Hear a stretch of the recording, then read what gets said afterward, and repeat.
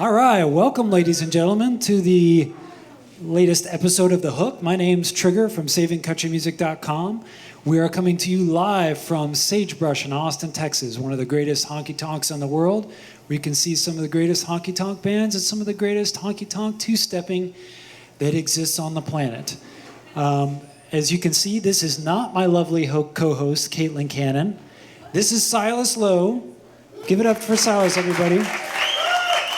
So he was on our third episode, if you saw him. He was our special guest then. And so Caitlin Cannon is, she's off doing her prison program where she teaches prisoners songwriting. And so Silas is going to be filling in upon occasion for us. He's a great songwriter based here in Austin. He's got a new album out called Mirror Behind the Bar. If you go to the third episode, you did the title track for that.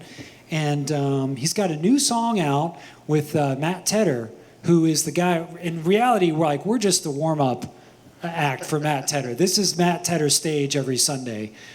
He's the guy that plays here at 7 p.m. You know, people ask me all the time, like, what do I do when I come to Austin? I'm like, come to Sagebrush, man, especially Sunday night, see Matt Tedder. So, and we're actually taping this on Father's Day. If you go back and you watch episode 3, he has a really good dad joke on there. Go back and watch it. It's pretty epic. So what's happened here is we've had a bunch of songwriters show up to sign up to play. I've got numbers in this hopper here corresponding with their names. I'm going to call them out randomly, and they're going to come up and play a song. And then Silas and I are going to give our feedback on it. So this is not a competition. It's a song showcase. We're just here to elevate the dialogue around songs, but we do have incentives. If you come up and you do a really good job, if you do a really bad job, you don't get anything. But if you do a really good job, you get a hook patch, which means you came and you participated, and we really appreciate you.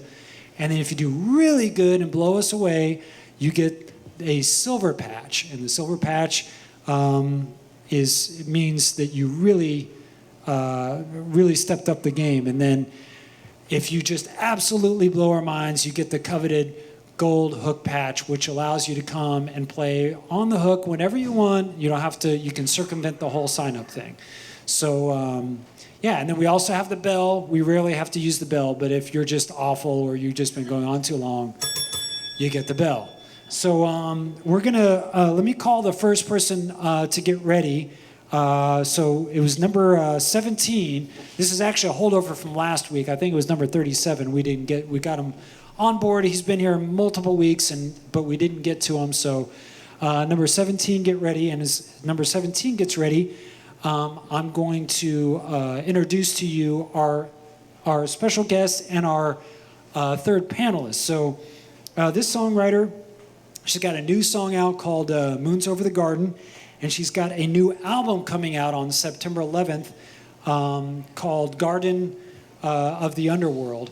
And so Caitlin Cannon, my usual co-host, she said it perfectly. Like, this songwriter is a rule breaker. Like, she doesn't follow any of the rules and just has a really interesting, dynamic way that she writes songs that's unique to her.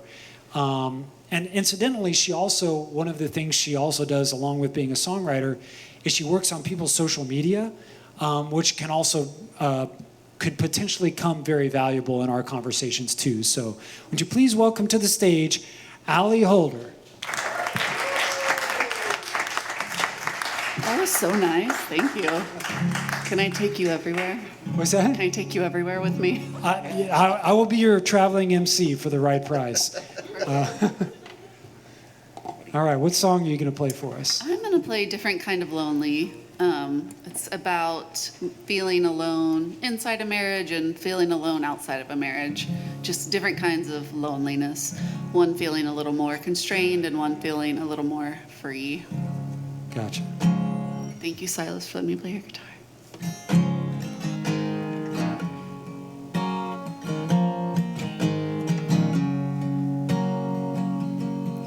Did I throw it all away for a little more happiness?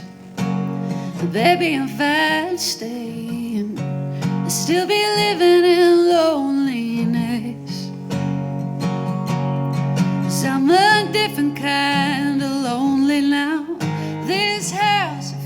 to be. The imaginary walls are down, still getting used to it. I'm a different kind of lonely now.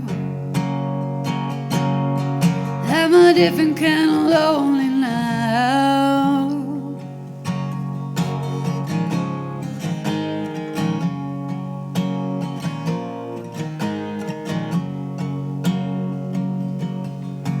I'll never sleep alone with your voice next to me. When I bring somebody home, you fill the space the way I need. 'Cause I'm a different kind of lonely now. This house feels too big. Imaginary walls are down, still getting used to it.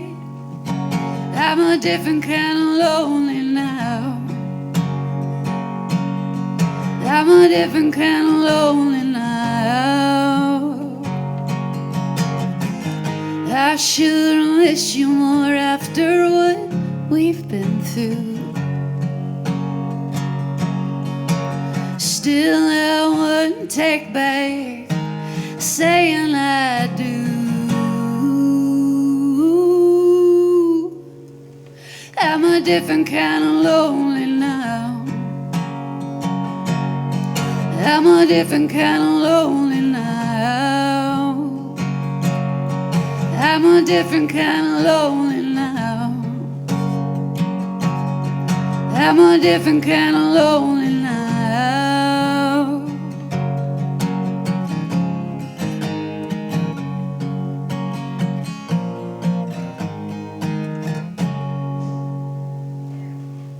Thank you guys so much.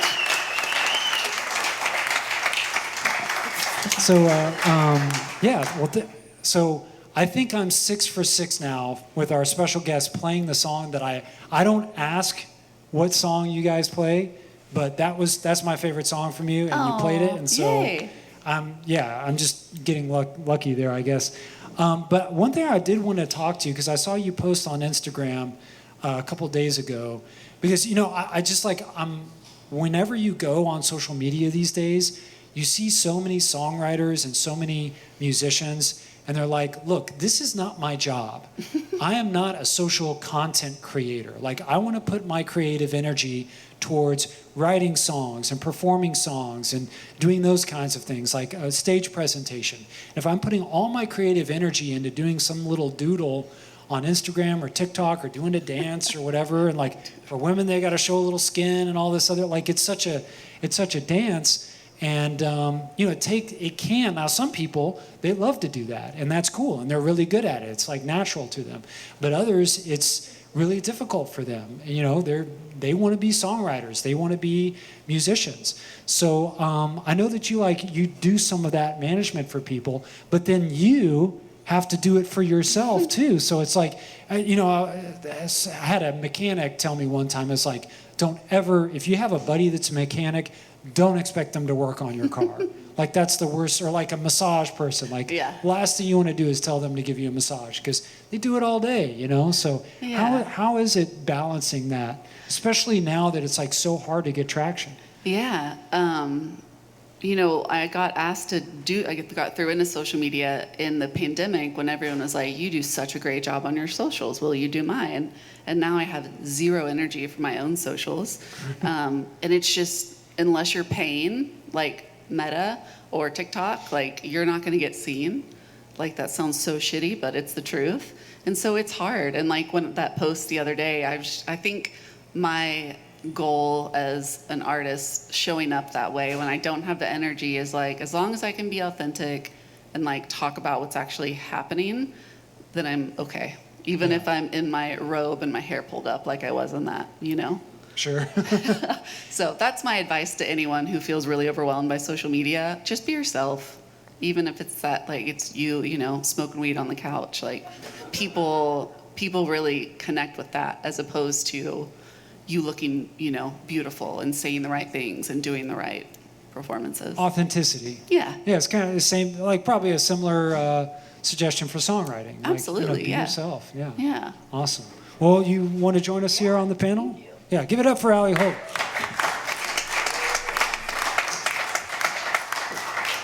Okay, I'm going to pick the next number here. It's going to be number 70. So number 70, get ready. And then while 70 is getting ready, let's get number 17 up to the stage.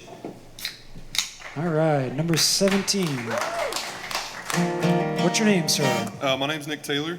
Awesome. And what's the song you're going to play It's for called us? Heaven. Heaven? All right, take it away.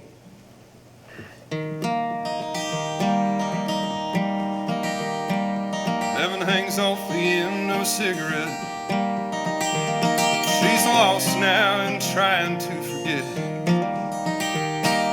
Heavenly life that couldn't have conceived, dreams that she dreamt till then.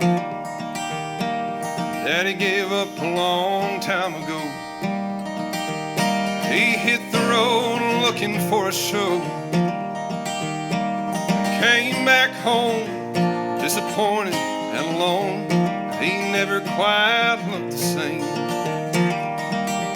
Well, that dream's a hell of a thing. It can leave you busted and hanging on the ring, then grace you with more you ever could afford, bring you to life again.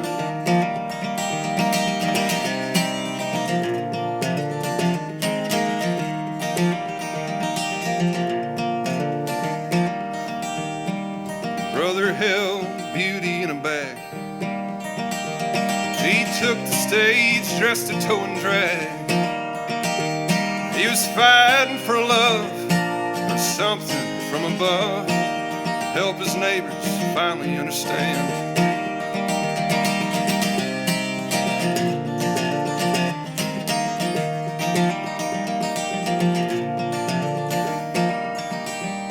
When heaven pulled into Houston for the night, she wasn't mad, but she was ready for a fight. And she was greeted with news, someone else's shoes brought her to the ground a while. Well, that dream's a hell of a thing. It can leave you busted and hanging on the ring, then grace you with more you ever could afford, bring you to life again. Heaven found a home somewhere. Brother found someone to care. Daddy died a happy man. His heart his own affair. Oh, oh, oh, oh.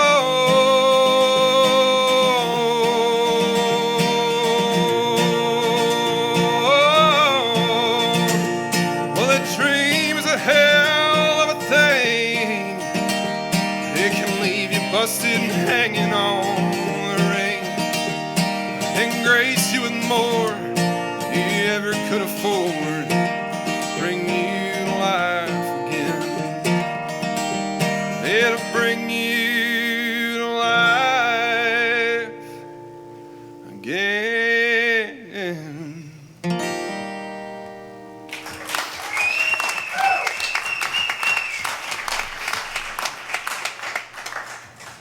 Nick Taylor, good stuff, man. Good stuff. I really that line, dreams are a hell of a thing. I mean that, whether it's sitting here on this stage, conducting the hook, or whether I'm at home the rest of the week and I'm going through submissions of people sending me their songs and their albums and trying to get reviews or whatever, I always keep that top of mind, man. Like, this is really, when people are pursuing music, they're pursuing their dreams, right? And the thing is dreams can be dashed and it can be devastating. And when they're fulfilled, it can be beautiful. And then sometimes when they get fulfilled, it can be catastrophic too, because it's like, okay, you're the dog that caught the car, so to speak. So anyway, those are a lot of the thoughts that were going through my brain to that song, and I really liked how you took it somewhere to match your voice and allowed it to bring out. So tell us a little bit about yourself. I've been in Austin for about 10 years. I grew up outside of Houston, on the northeast side of Houston. That's about it. I don't know. I'm a city planner during the day. I went to undergrad up in Denton. I went to the University of North Texas and studied music there. Okay. And, Good music school, yeah. yeah, it was great. I dropped out. Call myself a jazz school dropout. I've done that. Yeah, I've been here for about 10 years and moved here to try to pursue music. So I've been doing, I think probably this project I started doing in 2019, right before everything shut down. So Okay. I'd say all in, maybe 5 years now. So. Gotcha. And you've been playing some shows. You've been playing at Yeah. like the White Horse and Yeah, some White other Horse, Continental Club? Sagebrush. Sagebrush, yeah. So yeah, you're getting shows and stuff. Do you normally play with a band? Usually, yeah. When I started, I was doing all solo acoustic stuff, but I put an album out a couple years ago and figured it was time to put a band together. What's the name of the album? The album's called Not Alone. Okay, Yeah. awesome. Came out in, I think, actually 2 years ago today I released it. June Oh 21st, wow! Well, 2023. happy anniversary. Thank you. Yeah. And you work in the city planning department. So the next time I hit a pothole, I can send you an email or. I'm in the private sector, so I'm like, Oh, okay, I don't okay. work for the city. But, Okay. Well, I might send you an angry email anyway, just because someone's got to hear it. Yeah. Silas or Ali, you want to start off and give some? I mean, great singing, great. I'm partial to that style of guitar playing, so really, really nice performative style. Overall, really liked the song. I'm a huge proponent of opening lines, really setting the tone. So I think having a song called Heaven. Would you say the first line? Would you just speak the first line of the song? Heaven hangs off the end of a cigarette. Yeah, like that's I think a really strong opening line. I think that creates a really great juxtaposition of feelings and ideas. I think when you think of heaven, you rarely think of the end of a cigarette. So I think that's a phenomenal way to start. I think it really creates the landscape for these dynamic characters to live on. One thing, some small notes. You use hanging and heaven in the opening verse, and then you also use it in the chorus. I am generally reticent to repeat words. I think if you can replace a word with a different word, then like often you should, unless there's a really good reason not to. These super nit, obviously. That's not a big critique. I feel like maybe the story got a little diffused for me, and I would have loved to have had it focus on the heaven character as a through line more through all the verses. I feel like they got lost a little bit in parts of it, but really compelling. Really nice song. Thank you. Yeah, if I can piggyback off that, it's kind of like I love movies where you're getting different points of view. And my only suggestion would be to have a through line, like he was saying, like have, even if it's just the tiniest hint of one, to where every single thing can stand alone but still match up to the chorus. Mm-hmm. But yeah, I love your voice. I love a minor. I love the oohing. Thank you. Yeah, the oohing was great, man. Everything was great. Thanks for coming and keep it going. And I hope that your part-time pursuit becomes full-time. And please come back. Yeah, thank you very much.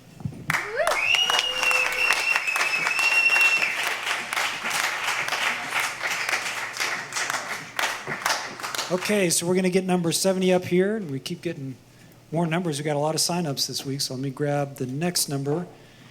Is going to be number 76. So number 76, get ready as we get number 70 up to the stage. All right, number 70. What's up, y'all? What's your name, sir? My name is Cory Kosel. I actually drove down here from North Texas today, so. Oh, shoot. Happy Well, to I'm be glad here. we got you Where, up. where Thanks in for North coming Texas? down. Word's getting around about the hook. Is it? Where, All right. where in North Texas? Spreading, yeah. I'm based in Waxahachie. Dang, I'm from Okay. Wichita Falls. I feel you. A little far south, so you just maybe 2.5 hours, not 3 hours down. That's right, beating the Dallas madness traffic. There you go. There you go. What song are you going to play for us? I'm going to sing a song called Machine of My Design. All right. Sounds interesting. Take it away. 1, 2, 1, 2, 3. Well, hello how's your day? I type into my chat bot and it knows just what to say. It serves me apple slices by chucking out the rind. Kinda nice, this machine of my design. And I don't read the news much these days. I got no point of view, I like it that way. I skip the mashing grapes, but I want tannins in my wine. Tastes kinda funny, this machine of my design. Ain't we all just little gods trying to run our show? Anything for entertainment to forget we lack control. I don't wanna die in a machine of my design. Don't let me die in this machine of my design. Well, I got a friend who lives just down the road. A mechanic by trade, because it sure beats writing code. He chases all the leaks, he keeps the engines running fine. He kinda likes a machine of some design. And he goes to sleep early most nights. His wife by his side, they don't argue, they don't fight. Except you just sleep on your side and I will sleep on mine. They get by in a machine of their design. Ain't we all just little gods? We're trying to run our show. Anything for convenience to forget we lack control. I don't wanna die in a machine of my design. Don't let me die in this machine of my design.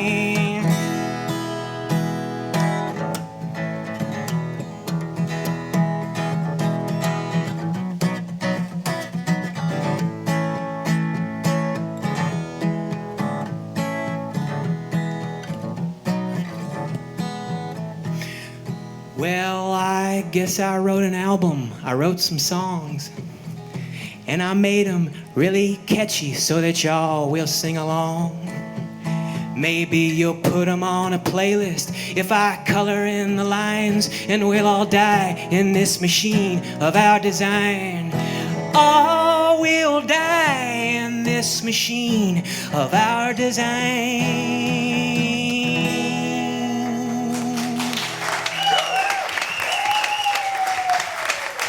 Thank you. Cory, man, can you say your name again? Cory Kosel. Kosel. I've been called a lot of things, but that's how you pronounce it, Kosel. Okay. So like like coastal without the T. Exactly. Everyone says that. I needed to start saying that. Yeah. Yeah. Well, man, excellent stuff. Really cerebral, really intelligent writing. Makes you think, like gets your brain stimulated.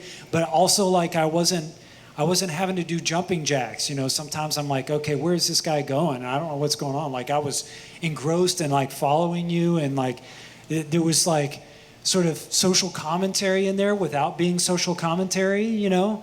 And just, yeah, a lot going on, man. Really impressive. So, Appreciate that. So you're from Waxahachie. Well, I'm originally from Temple, which is not too far from here. We're really known for, we got a Buc-ee's now, so that's how folks know us. But yeah, I'm from there, traveled around a little bit. Been in North Texas for 10 years.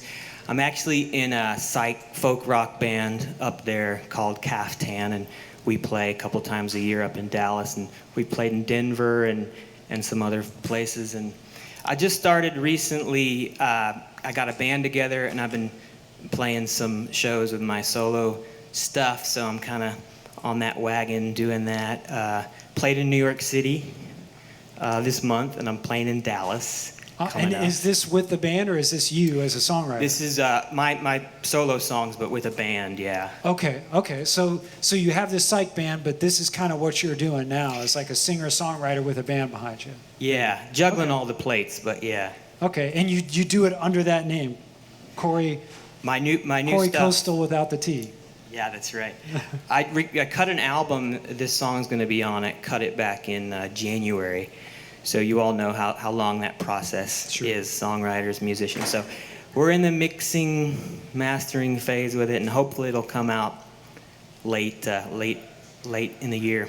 Gotcha. Well, thanks for coming by the hook. Allie, take it away. Yeah, it was funny, man. As someone who's like existentially in dread all the time with their computer, I really appreciated it, and it gave me like really like early Todd Snyder vibes, which I really liked.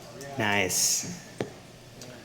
Yeah, I think writing topical stuff, especially about technology, can be really hard. It can be really hard to not have it sound forced. I thought this was a lovely critique of modernity.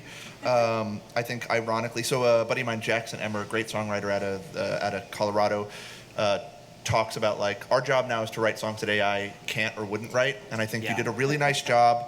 I think kind of a ghost in a shell kind of a vibe to it all. So I love that. I loved your performative stuff. The way that you use the mic is really cool. I think you've got a really nice theatrical quality to your performance, so it gives the character, the narrator of the song, a more depth of personality. You lost me a little bit on the last verse, and I think it was a really well-written verse. Like, I'm not even critiquing the writing of the verse, because I actually think it was really a good reflection of what it is to be a musician, but it felt disconnected. I loved that you had the coding section and then the really grounded section, and like I liked that it felt like you were using being a mechanic and being married as like a proxy for just having your feet in grass kind of. The last verse felt like it diverged and reduced focus a little bit. But again, not a critique of the writing, a critique of like its home in that song. So great song though, really liked it. Thank you. Yeah, it's great stuff, man. I mean, I feel like you were like right on the edge with gold. That I'm going to give you a strong silver patch, and I'm going to strongly encourage you to come back, please. Great. Drive Thanks down for from having me. Waxahachie again. Would you just say, will you spell your last name, please? That's right. Kosel. Okay. I'm still going to call him Coastal without the T, and y'all can fight me afterwards if you want. Okay, so we're going to get number 76 up, and number 16. Number 16, get on board, and you'll be next. All right, number 76. All right, what is your name? I'm Camille, Terracina. Camille Terracina. Yes, sir. Awesome, and what song are you going to play for us? This one's called Cheap Red Wine. Cheap Red Wine. All Yes, right, sir. take it away.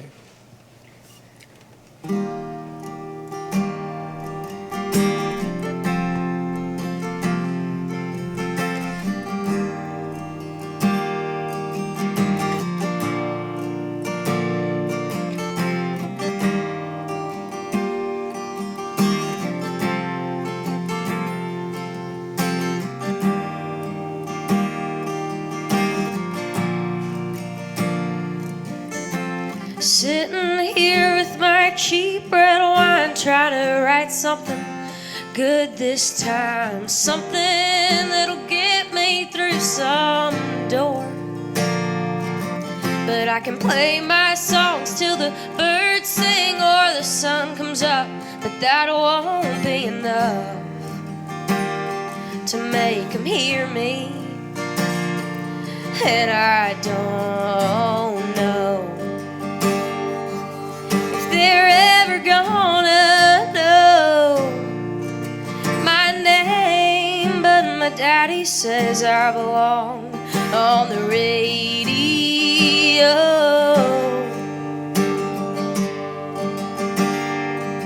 So I'll sit here and put on a show with my cheap red wine.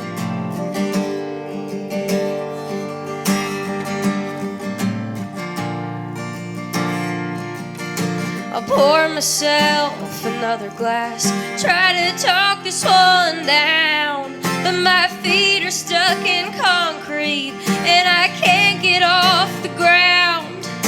Well, maybe I should stop all my crazy dreaming, but I keep hoping someday that I will find myself a genie. But it's not that kind of bottle, it's just cheap red wine.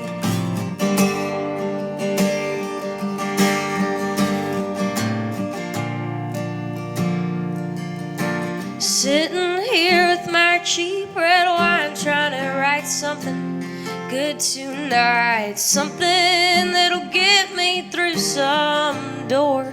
But I can play my songs till the birds sing or the sun comes up, but that won't be enough to make them hear me.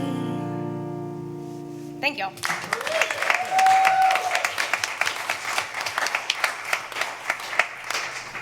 All right, Camille, good stuff. Thanks for playing. Thank you. Tell me a little bit about yourself. Yes, sir. I'm originally from Austin. I went to school out in South Carolina. I've been doing music since high school. I went to a really cool high school here that allowed me to play in a band. And so What high school was that? I'm sorry. St. Michael's Catholic Preparatory. Okay. Yes, sir. And so I was able to play with a band in high school, and that was so much fun. But I went to college, never found a band. But now I'm back here, trying to, do music as much as I can. And I mean, the song tells it all. Yeah, for Play sure. for a lot of crowds that.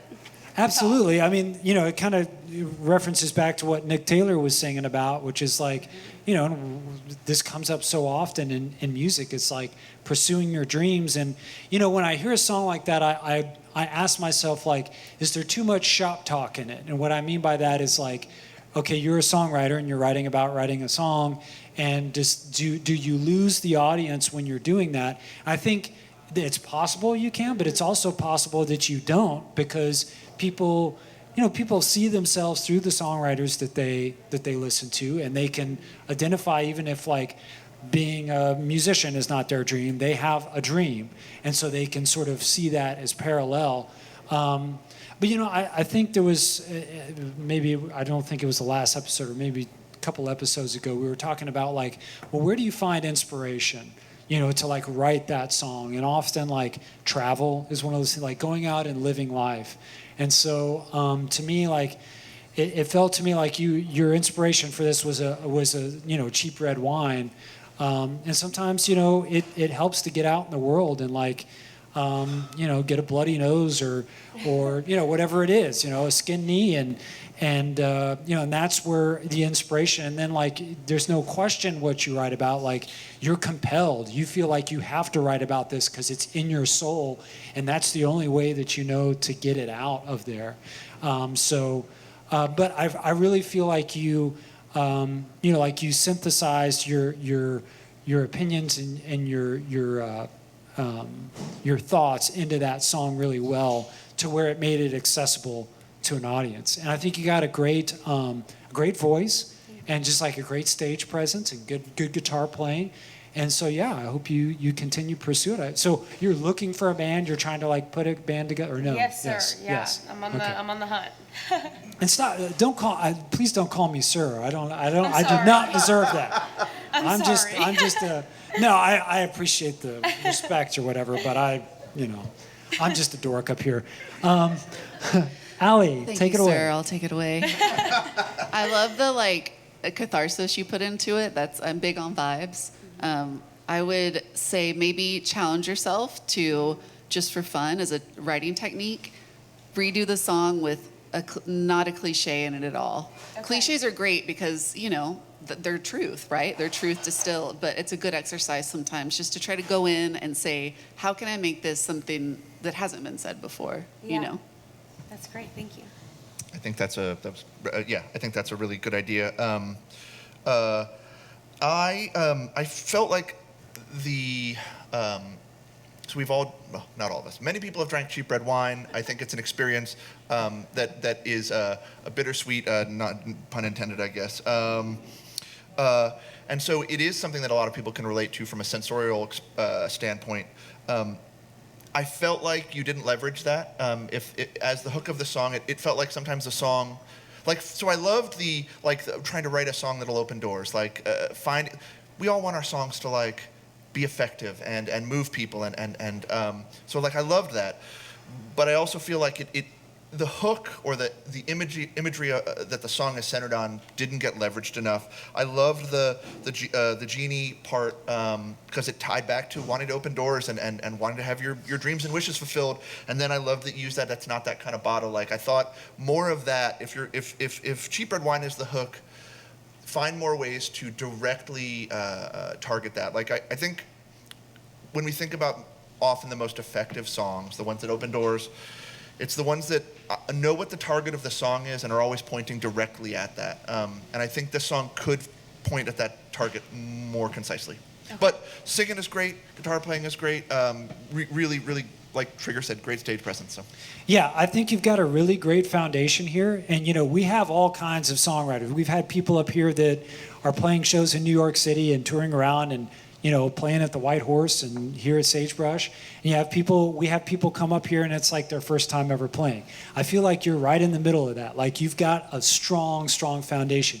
You already have your licks. You know how to play a guitar. You know how to write a song. I think it's just finding like what is unique to me. What do I have to contribute to music that no one else does? And that's what's going to open those doors for you, I think. So, yeah. Thanks so much for playing, and please come back. Yeah. Thank you. I'll be back.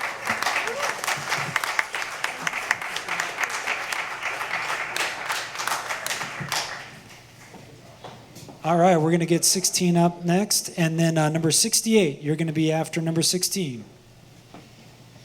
All right, we're going to have to do some mic adjusting for this guy. We got a 5'3" to 6'3". Higher than a Georgia pine up here. Hola. All right, so this is a second appearance by what was your name again? J.D. Combs. J.D. Combs, yeah. Awesome. And what's the song you're going to play for us? It's called Borderline. Borderline. All right. Take it away.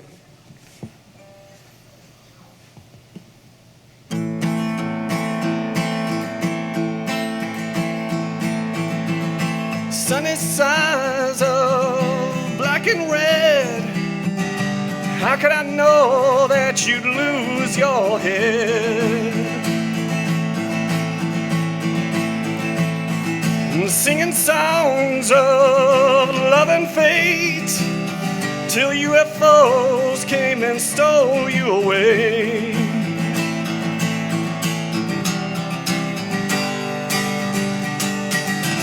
Take me down to the borderline where I held you softly by my side. Kiss me one more time on the borderline where you told me you loved me, but I know it's a lie.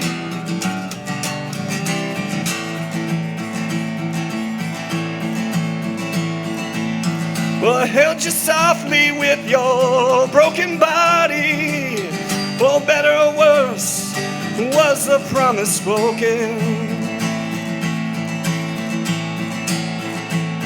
But I was a fool to expect the same. Said I was your soulmate, then left me the same day.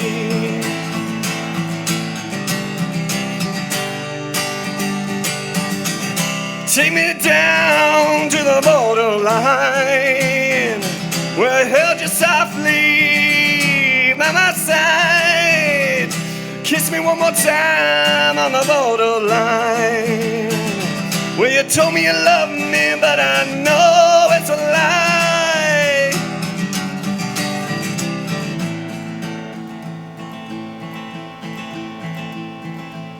We can cut your hair and change your name, but when you hate yourself, you'll always feel the same. And the game is over and you've played your hand. You can project your hate onto another man.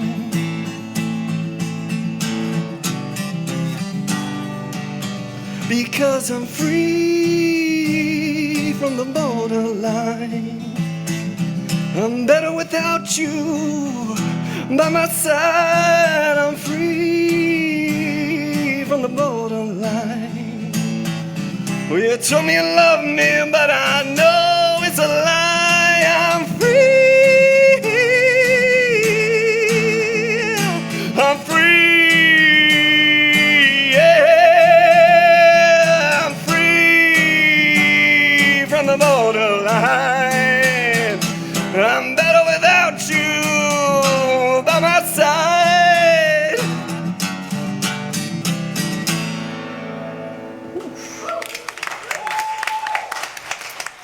survived the pick drop.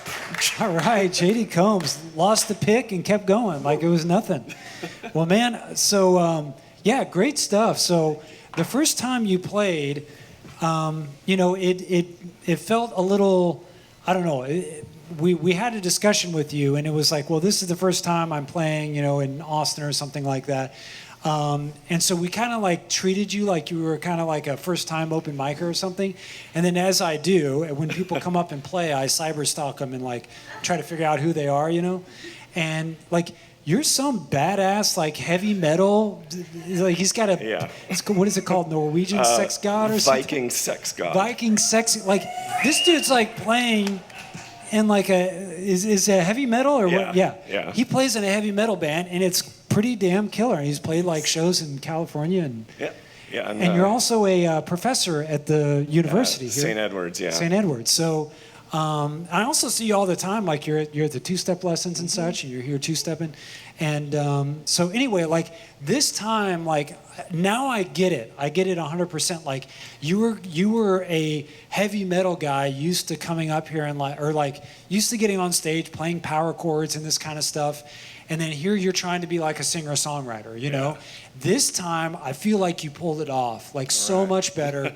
Like you totally like, but you're still, you have your vibe. You've got that, that whatever, Viking sex god thing going. And I really liked how you used the song to explore your range and like really took your voice somewhere that I wasn't expecting. I didn't know you had it in you. And that song like illustrated that. And to me, that's always a good sign of good songwriting. It's like using the song to show what you're capable of. So, Thank you. Allie, I feel like you got all kinds of opinions over there. So many opinions. I was going to jump on that and say, like, use the dynamic range more. Like, I can't hit those high notes. You have a really cool range. Like, don't be afraid to, like, really use it dynamically. And also, look into, like, adjacent and slant rhymes. Okay. All your rhymes are like great, they rhyme, but don't be afraid to get weird with them. Okay. Since you play metal, I feel like you're into being weird. So Yes, definitely. Weird lyrics too. Weird lyrics, yeah. The last time Allie and I hung out was a couple years ago at a bar, and we were talking, and she asked like, the person you were with asked, what are your big things what are your rules for songwriting? And my girlfriend jumped in and she said, let me handle this. And so she elucidated all of the things that I find important about songwriting better than I could. And the one that Allie remembered was mouthfeel. To me, like, every line should feel really comfortable. So like, if you think about romance poetry, it can be really like that kind of rolling meter and everything lands on the beats. And then you think about Bob Dylan, and he has this really great way of performatively smashing way more syllables in a given line than in another line. And I think both of those are really valid approaches. I felt like some of your lines, the mouthfeel wasn't quite right. So like, Kiss Me One More Time, Was a Promise Broken? Like in context of those lines, they didn't flow as well as I would have liked. And that might just be a matter of like removing a syllable or adding a syllable or thinking more performatively, because sometimes it just felt like they were rushed in there. But yeah, performance was wonderful. I think the ability to drop your pick in the middle of a performance and not lose any of the feel, any of the momentum, not have it affect your performance is the mark of somebody who really has honed their craft as a professional. total- That's thanks to it's pretty classical metal. guitar in college. Well, even still, like the having your entire physicality have to change in the middle of a song to not have it sonically be noticeable was really impressive. So clearly you've honed your craft a tremendous amount. Great work. Thank you. Yeah, man, good stuff. I'm glad that you're exploring the singer-songwriter side of yourself, and it's working really well, man. Thank you.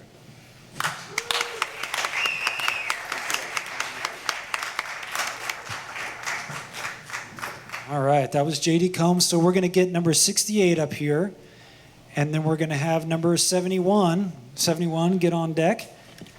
All right, we got another tall guy up here and a banjo. Oh my gosh. All right. What is your name, sir? Thomas M. Pritchett. Thomas M. Pritchett. Okay, and what song are you going to play for us? It's called Pilot's Lament. Pilot's Lament. All right, take it away.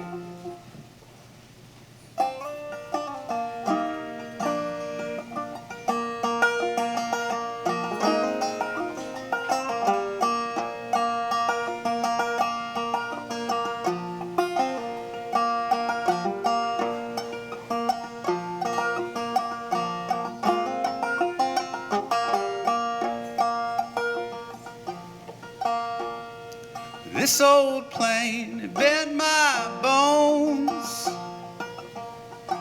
ground my teeth, it bled my nose. It rang my ears like a telephone. Well, this old plane, it bent my bones.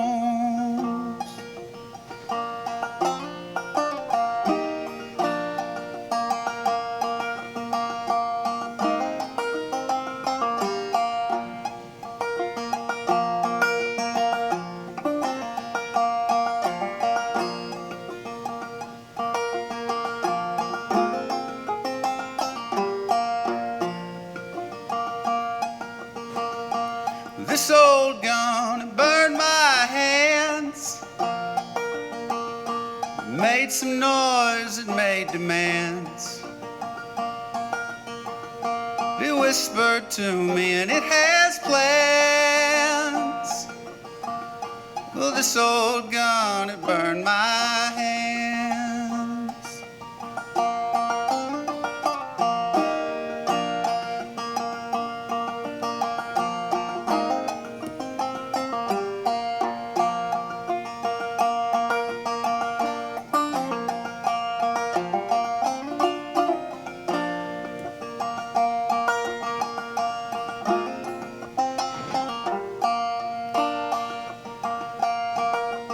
This old man, he called me brave. Lit my path, it chose my grave. He gave me lots of things to save. Oh, this old man, he called me brave.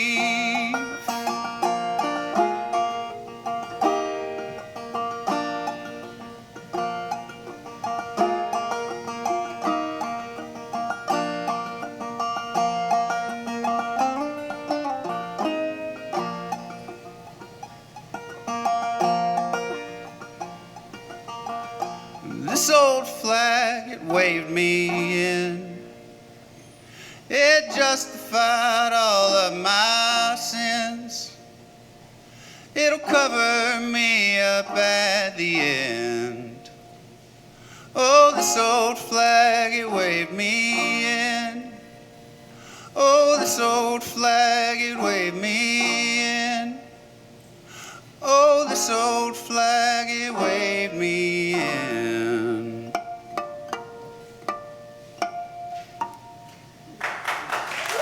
Thanks, y'all.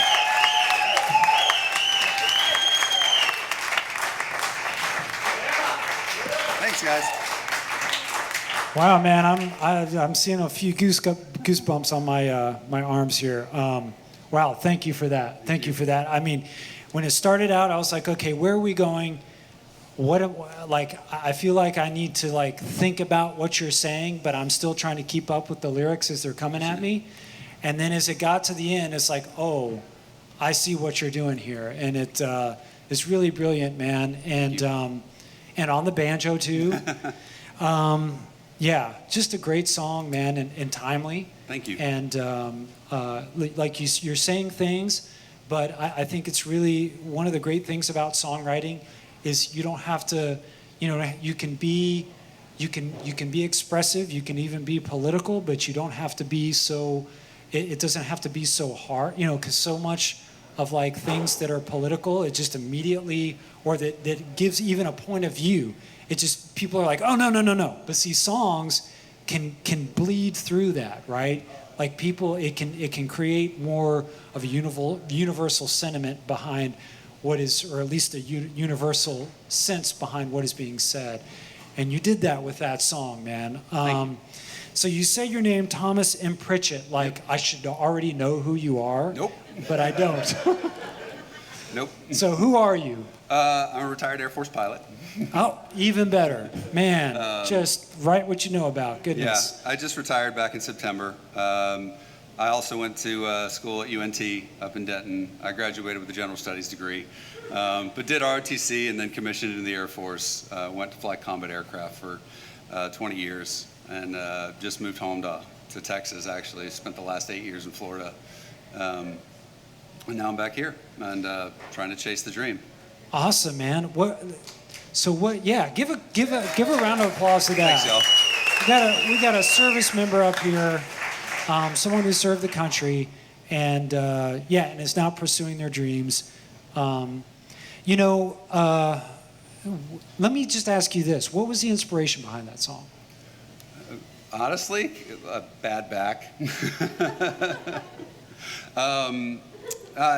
After so many years of doing it, the tagline, the way I like to tell people about the song is that you do it long enough, you fly combat aircraft long enough, you come out feeling bent, not just physically but also emotionally. Yeah. Moral injury was a phrase that I started hearing get thrown around. I don't know that I could claim that I have that, but I have friends that do and have done things and taken lives in combat and all that stuff. So you come out with a lot of questions, maybe more questions than answers. Well, there's so many. I work with a lot of songwriters, obviously, with this, and there's a lot of like our regular co-host Caitlin Cannon. She has a prison program that she developed to help teach prisoners songwriting. But she also has worked in, and there's quite a few of these programs all around the country that work with veterans. Yep. and songwriting to help them sort of process through what they've been through, and using songwriting to do that. And you just did that so eloquently there. Anyway, I'm just kind of astounded here. I'm someone else speak for me. Love it. Bled my nose, rang my ears. It's like you're saying things and you're coming at things from the side and not head on, and that's so beautiful. Thank you. And the song I played earlier was pretty linear, but I normally I'm not known for my linearness, so I love that you didn't have a chorus. I love that you just built upon it, and I can't read my other note, but that was amazing. Good Thank job. you so much. Your voice feels like really tender and like I believe you. You could have been singing about, I don't know, fried chicken, and I would have believed you. Next time. Really. I mean, I'm biased because I love banjo music and string band music, and so you had me from the get-go. But your playing is really wonderful. I love the sparseness of it. Your drop thumb is really has a nice bounce to it. What kind of band? Who's makes Pisca. that? Okay, so cool. out of North Carolina. I've not seen a 6-string banjo like that before. It's a second hand, but yeah, it's. I think Sarah DeRose used to play one like this. Cool. Or not like this, but. The simplicity of the song is, I think, its most devastating quality. It also grows in emotion. So, I think you move from a machine and to the real utter devastation that the narrator seems to feel, and the questions that you talked about are deeply implied in the narrative arc of that song. Which, again, simplicity is so hard to do, and it's really hard to communicate that much dynamism and emotion in that level of simplicity. I've given feedback to everybody else. The one thing I would maybe say is similar to Allie's comment. Maybe there could have been some slant rhymes in some of the verses. I thought the third verse, the save line, felt like it could have been something else. And straight rhymes are wonderful, and these all worked, but I also think sometimes it can act like a blue note to create a little more tension than a straight rhyme does. So, but killer work. Thank you. Killer work. Let me ask you. So, how many songs have you written? Maybe 14. 14. Yeah, maybe. And where do you see songwriting taking you from here? Not sure yet.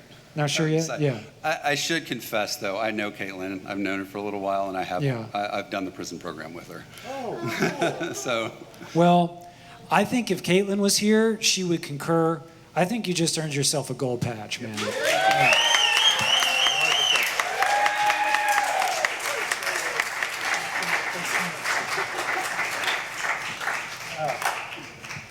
That's what it's all about right there, man. That is just brilliant stuff. Okay, so we're gonna get number 71 up. You're gonna be next, and then number 6, you will be next.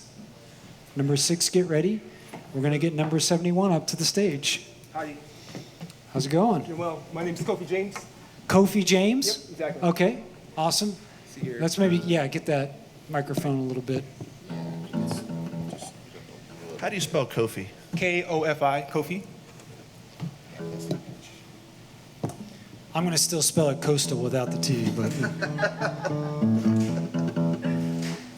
All right, and what's the song you're going to play for us? Called Honky Tonk Breakup. Honky Tonk Breakup. All right, take it away.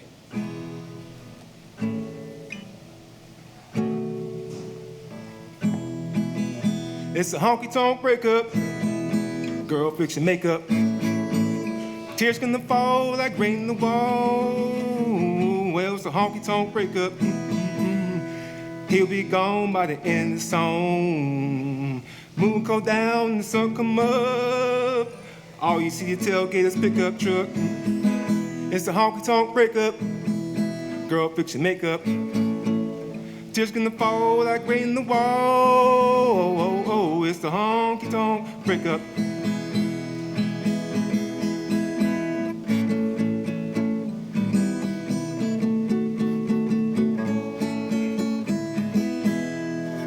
Well, the empty bottle couldn't save your love. Now you're running for $1, just get a little hug. But time will come and you will learn just to have some fun. It's the honky tonk breakup. Girl, fix your makeup. Tears gonna fall like rain in the wall.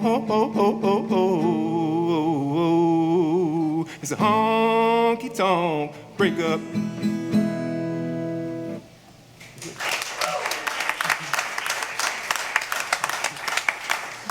All right, Kofi James, thanks for playing, man. So what is, well, first off, tell us a little bit about you. Well, I'm from Houston, Texas. I live in Austin about 20 years now.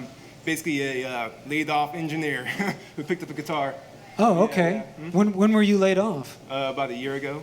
Okay, and what caused your layoff? Do you? I guess you say AI. Well, please say it. Please say it. Well, I guess well, sort of. I guess they want to spend money on AI, so that's how the story goes. Gotcha. I'll let that go. Gotcha. So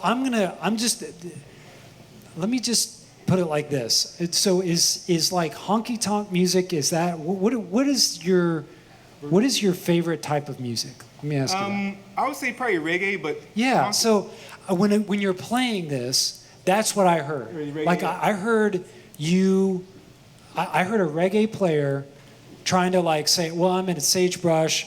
That guy up there, he has some sort of country music website or something, so I'm gonna have to like cater to the rednecks here in this honky tonk. And and I appreciate you doing that. I actually do, but I would almost rather hear your reggae song. Do you play reggae like on a? Well, usually like reggae's kind of I've learned like little with the Marley festivals and all that. So learning country music was kind of something new. I kind of picked up like maybe 10, 20 years ago. So that's kind of why that's kind of inspired me to play. Yeah, well, and I definitely don't want to be here discouraging you to not play. But recently I did pick up like some of the strumming of the reggae because that's what I expand my I guess knowledge, you say. Absolutely. So I guess the only advice I would give you is like do what feels right to you, and like if it just don't feel like you need to cater to whatever anyone else's expectations of you are. And like I think it's cool that if you want to explore with country music, like freaking knock yourself out, man. I love it. But if reggae is really where either your heart is or where your skill set is, don't be afraid to lean into that either. But Allie. Yeah, hello. Hello, hi. Yeah, I had the same kind of thought. Like, are you out honky tonk heartbreaking? Like, is that what you do on the weekends? Not necessarily. I you don't break hearts. I think like I'm not here to tell you to write what you know, because I don't think that's always helpful. But like when you're first starting out, like write what you know, because you have the most intimate relationship with that, right? And you can get that across. But great job. Thank you. Yeah, I heard this is a song about kind of like the the ephemeral nature of emotional attachment, like from nightlife, like kind of the fragileness of it, and kind of like maybe being attached to that's not a good idea. And I think all of us have spent time in bars, so we've all been young, we've all had that experience, and I think it's actually a really great universal topic. I like that. On a performative level, and I think this is just true for everybody who's a songwriter, metronomes are our friends, and they're really, really hard to like feel good using, but I think sometimes your feel got a little mushy at points, and I think a metronome makes you be honest. It's not always fun. It's not always like the thing you want to do, but once you start, it's easy to continue, and I don't know. I think this is just true for songwriters in general. I think it's a genre that, because it's often people playing by themselves, they're not necessarily as accountable to the people around them, and that can cause, I think, maybe some bad habits to develop. So I know for myself, I could play with the metronome way more often, and I would just say maybe that would be like a thing that would help carry, the feel being more solid would help carry that song more. Yeah, once you stick that groove, then that's what the audience is going to be able to feel. And that's what's going to allow them to get into your music. So, but good stuff, man. Thanks for coming up and playing. Yeah, no problem.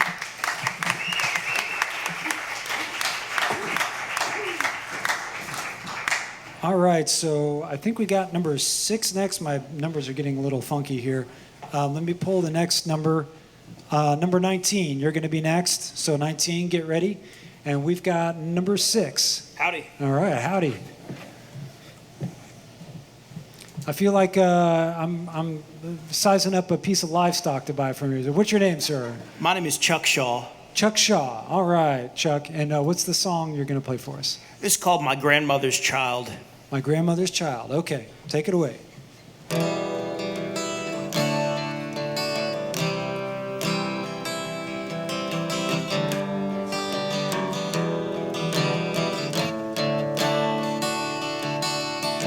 Well, growing up, we didn't have any hard liquor in our house. And I asked my mom and dad, what's that all about? They said, in this house, son, we don't drink that stuff.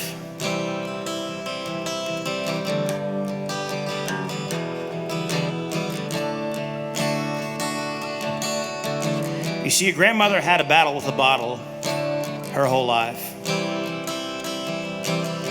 It's been passed down to you like that old kitchen knife. It's in your blood, it's in your soul. It'll be stuck with you forevermore. So I did my best to have some restraint, but I couldn't resist the temptation of feeling no pain, and that's who I am. Well, I got the genes of a drinking man. Mama, I'm sorry, I won't be home for a while. You could say I'm just my grandmother's child.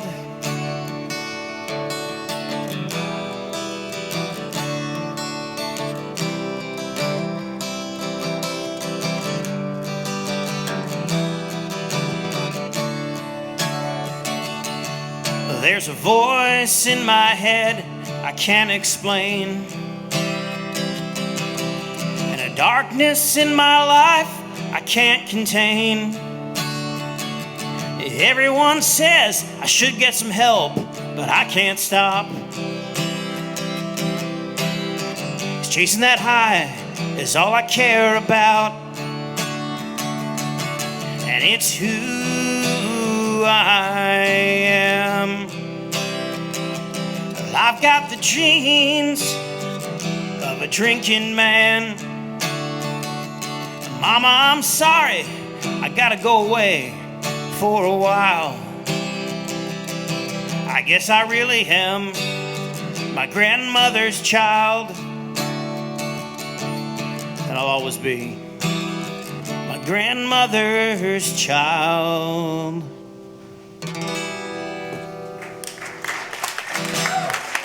Thank you. Chuck Shaw giving us a familial story here on Father's Day about sort of hereditary addiction. Yeah, great stuff, man. I really liked, the talking and then the singing really worked well for you. And obviously it feels, is this song autobiographical? Sort of. Okay, well, I definitely felt that. It felt very personal, whether it was or not. I felt like it was, it was very personal to you. And it's something that you've lived through or you've seen someone live through. And it's also true. I feel like, the apples don't fall too far from the trees. And it's like these generational things that can happen, especially with alcoholism and addiction and stuff. And you really put that to song really well, man. Thank you. Good job. Tell us a little bit about yourself. What ranch do you run? So I don't. I grew up in New Jersey, but I've been in San Marcos and Buda for about 10 years. Okay. I sent you my album about 7 years ago. Oh, goodness. Well, I'm sorry I don't remember. That's all right. I guess I didn't review it, did I? Or did That's I? all right. Okay. I'm a big fan. Okay, well, I appreciate it, yeah. But yeah, I've been doing music for about 11 years now. Okay. I lived in Nashville for a year and been touring all around. And Awesome. So is this what you do full time? yes. Oh, awesome. Okay, great. And you found a good, San Marcos and just south of here is like a really good place to cultivate that, but not have to pay exorbitant Austin. Oh yeah. Buda and those sort of suburban communities. Yeah, awesome. Well, thanks for playing. Allie? Singing, talking is so hard, and you did a Yeah. great job. Yeah. It's hard. Sometimes you hear people doing it, and you're like, I don't believe this, but you did great. I also too would challenge you to like the idea of lineage. How do you heal the lineage? How do you change the lineage? How do you still respect being your grandma's child, and also make her proud and flip it on its head? Thank you. I definitely agree about the recitation part. I thought that can be a really hard thing to pull off, and I thought it was really effective. My critique would be I would move that to the middle of the song. I would start with singing. I think it has more emotional weight once people are invested. And if you start into it, I think that having it be more ephemeral at the front end and then being really literal with the recitation later on, I don't know, to me it would land a little better, but that's just a taste thing. I loved the pass down, like that kitchen knife. I thought that was a really beautiful, a sensorial thing. I could feel the weight of that knife, and then that really, I think, carried the emotional weight of feeling that genetic disposition to drinking. Again, I think we should talk more about addiction. I think there's so much country music and so much honky tonk that glorifies the use of substances, and I think talking about how it doesn't just damage one generation, it can have reverberations through time. I think that's a really powerful message. Overall, really liked the song. I think the stop about rhyme could be cleaned up a little bit. Personally, I like slant rhymes. It drew me out a little bit, but again, really nice song. Great theme, great handling of a hard topic. Yeah, it sounds like you're already on board, man. You're already doing it. So congratulations to you, and keep it up, and come back, please. I'd love to hear some more of your songs, man. Oh, thank you so much. Yeah, thanks.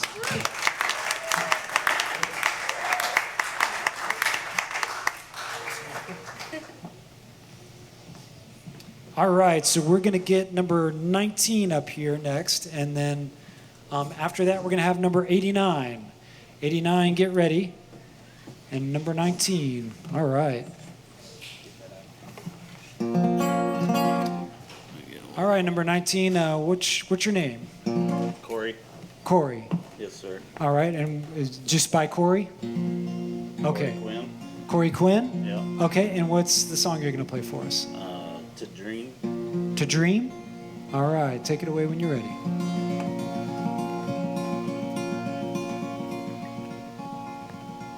Through the window shattered, an old cold wind rattles all the patterns on the floor and the wall.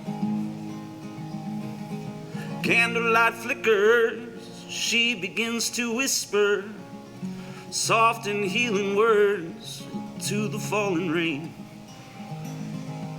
Hope's a sincere feeling, since it shadows nothing, arrives when bearing a witness to love. With the fire outlasted, days fasted, lovers hide outcasted in their covers no more.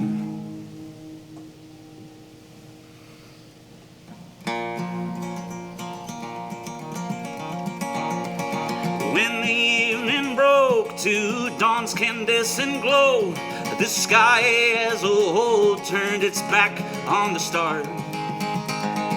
He knows that crows in pairs bring foreboding affairs, an autumn leaf that dares to usher in the wind.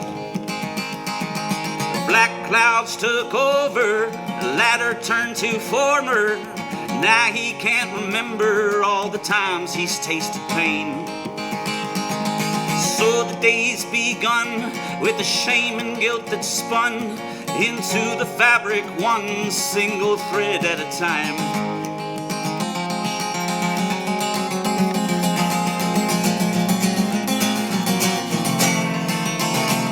Well, the night comes a-rising, there is the reason for living and dying, there's a reason to dream. Well, in the moonlight shining, there is the reason for living and dying, there's a reason to dream.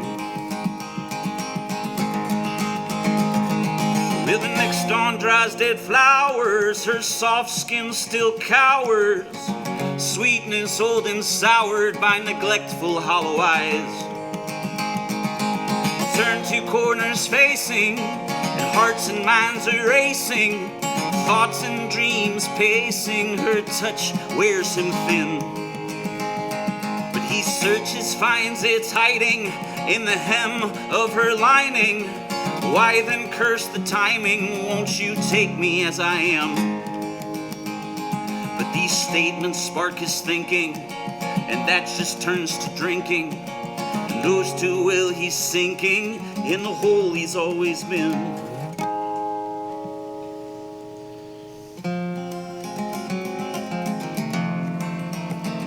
Well, the night comes a-rising, there is the reason for living and dying, there's a reason to dream. Well, in the moonlight shining, there is the reason for living and dying, there's a reason to dream.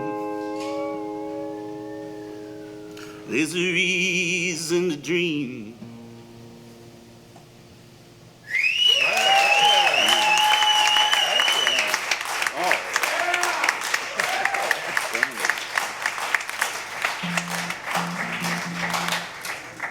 Cory, man, where did you come from? What portal did you walk through? And just Stanley, Idaho. Stanley, Idaho. Yeah, I feel you've got. Oh man, where to start here? So, yeah, there's a lot of like. So first off, it's not by accident that you can take people out of the moment that they're in and take them somewhere else. And that's exactly what you did with that song. And just everything about it. Obviously, you're singing, you're picking, you're doing stuff there. I don't even know what the hell. Maybe these people can figure it out. But yeah, I just overall, it feels like there was a lot of cowboy poetry that I was feeling from you. You know, like it just so involved and so poetic and so sweeping. Like I can hear that, the sort of big sky inspiration in everything you do, just your sound and your style and your singing. Man, I just, sometimes I'm just a big stupid music fan up here, and like when there's a performance like that, I'm just sort of like a big ball of mush, and I don't really know what exactly to say about it. But you're from Stanley, Idaho. Well, no, that's just where I came from. Okay, what are you doing here in Austin, Texas? On the way home for Father's Day. You're on your way home for Father's Day? So if we could wrap it up. No, I'm just kidding. But, I'm totally kidding. But yeah, I've got to make it back for dinner for the boy.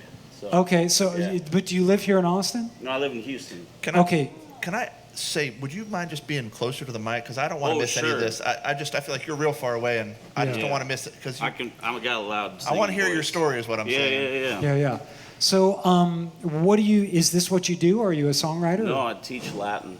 You teach Latin.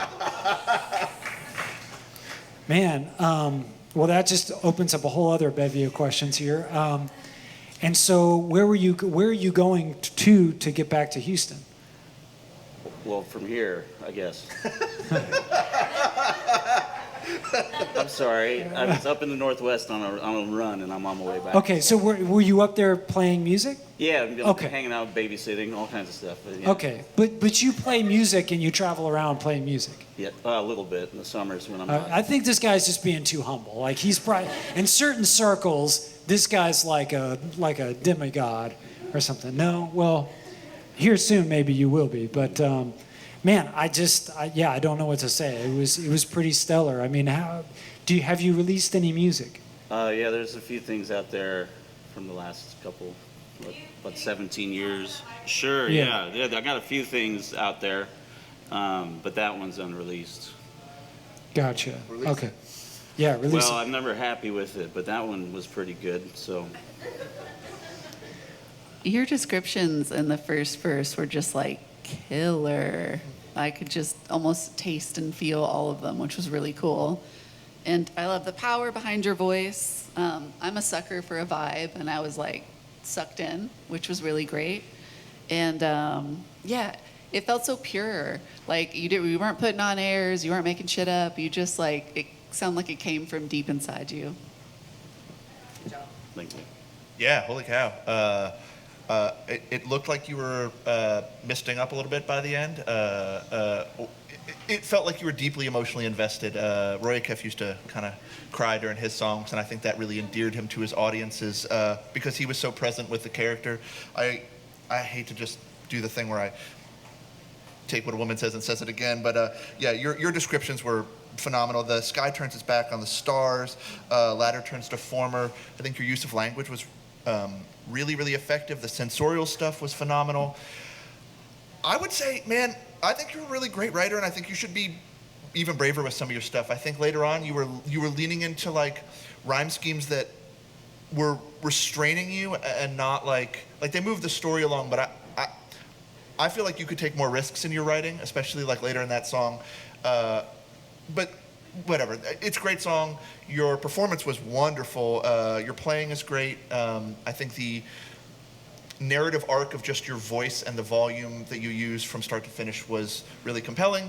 I'm really excited to listen to more of your stuff, and I hope to get to see you perform again. Thank you. Yeah, Cory, I'm just kind of wondering, like, I still, even though we've talked to you, we've heard this song, I still feel like I don't know who you are, you know? And I don't say that as a bad thing. I almost don't want to know who you are, like, almost like, I agree. you know, don't. Man, I don't know. What do we think here? Silver patch, gold patch, what do we think? What do we think, people? I would go with gold. I mean, I wanted the bell. I want the bell. I mean, it would be pretty unprecedented to give 2 gold patches out in the same show, but I mean, do you think you have other songs like that? I mean, where is that your best song? Is that your worst song? Is that Just one that was unreleased that I thought of. Yeah. Well, I don't think I can deny you a gold patch, man. I mean, just incredible.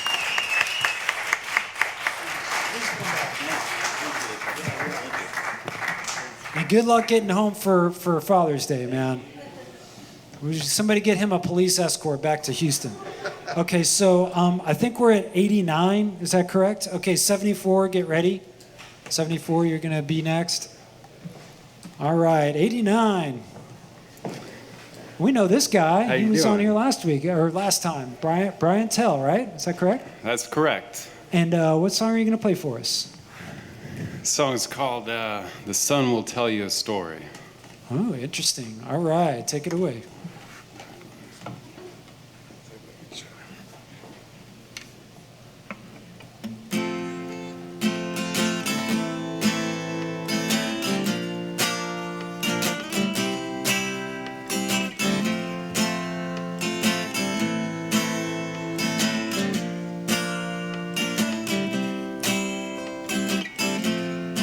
the brick house on the countryside shines so brightly in that blue, blue sky. The clouds roll over the flowers in the garden, and the people dance. Remember where it started, 'cause the sun will tell you a story when it's walking in a line. The open line won't worry about the shadows on the vine. The people dance so filled with hours talking about their night. Just people always talking about time.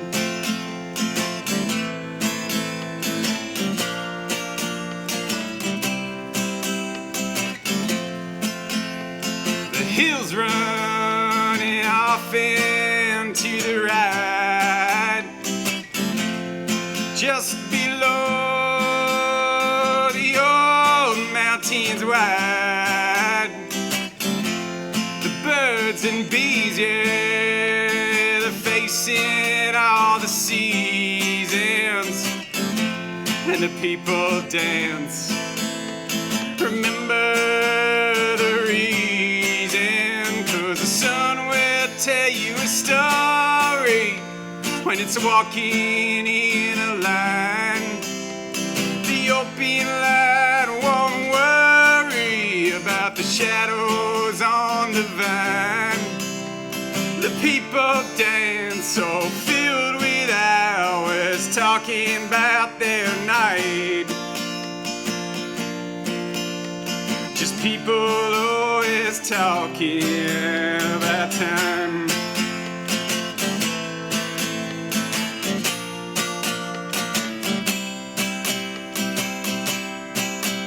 'Cause the sun will tell you a story when it's walking in a line. The open line won't worry about the shadows on the vine.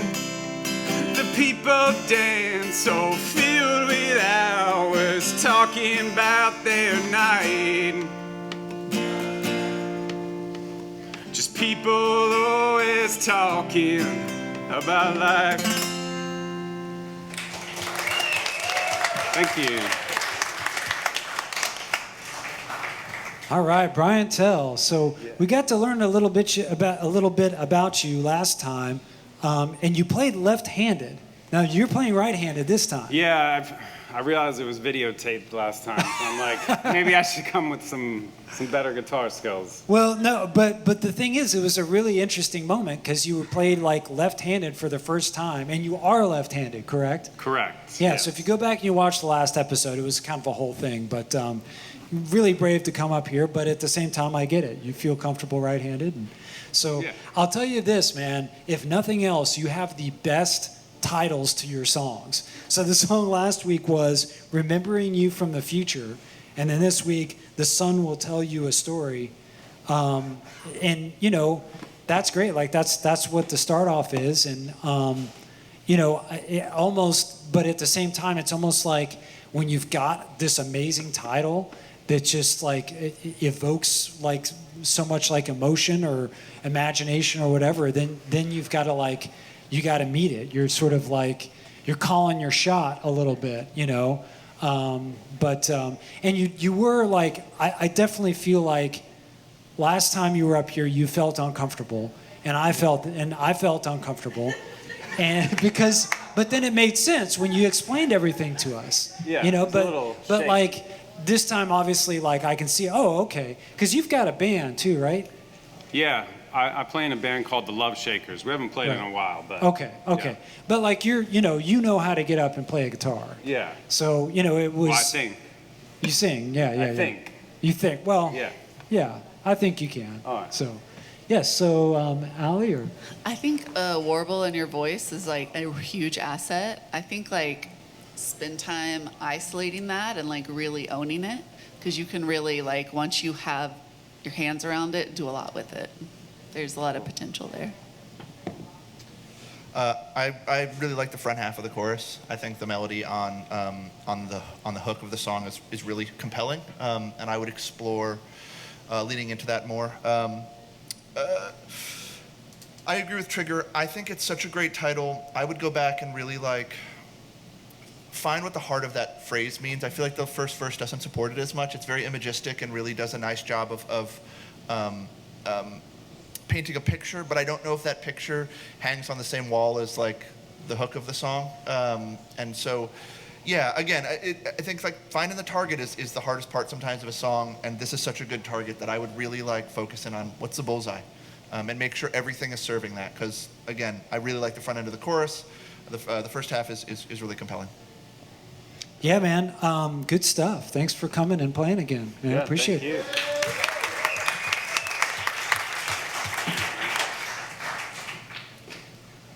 All right, so we're going to get number 74 up here. Let me draw the next number. Number 69, you're going to be next. All right. This guy looks familiar. I think he played on the first week, right? That's right. I was here first. Yeah. What was your name again? Brandon Hudgeons. Brandon Hudgeons. And what's the song you're going to play with? It's called I Don't Want to Live Without You. I Don't Want to Live Without You? That's right. Okay. Take it away. I can live without cheese enchiladas, live without barbecue.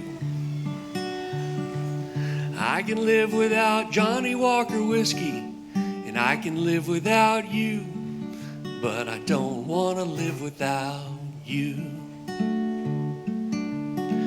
I can live without tires on the highway taking me to someplace new.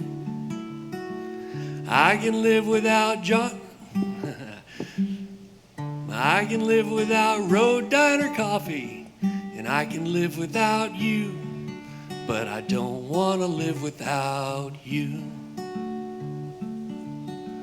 And when old age takes my eyes and I've seen the last of my Texas skies, I know I'll be just fine,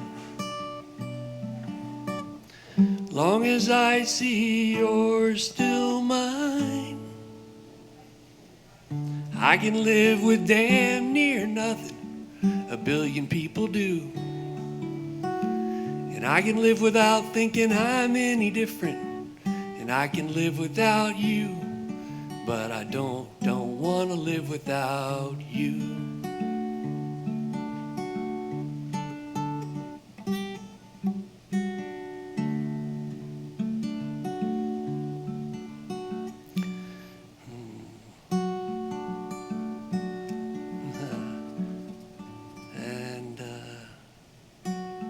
Brand new song.